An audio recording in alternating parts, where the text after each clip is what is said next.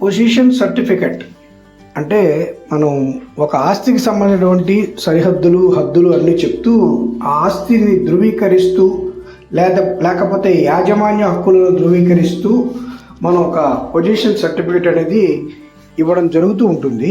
కానీ అది పంచాయతీ కార్యదర్శి మాత్రం ఇవ్వచ్చా ఇవ్వకూడదా అంటే ఖచ్చితంగా ఈ యొక్క పొజిషన్ సర్టిఫికెట్ పంచాయతీ కార్యదర్శి గారు ఇవ్వడానికి అవకాశం లేదు. ఆంధ్రప్రదేశ్ పంచాయతీరాజ్ చట్టంలో ఎక్కడా కూడా దీని మీద చెప్పడం జరగలేదు.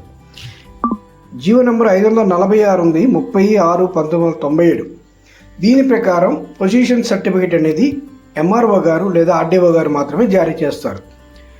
నంద్యాల జిల్లాకు చెందినటువంటి ఒక కోర్టు కేసు విషయంలో కూడా ఈ విషయాన్ని స్పష్టంగా తెలియజేస్తూ పొజిషన్ సర్టిఫికెట్ అనేది ఖచ్చితంగా గ్రామ పంచాయతీ కార్యదర్శి వారికి ఇచ్చేటువంటి అధికారం లేదు అని స్పష్టం చేయడం జరిగింది.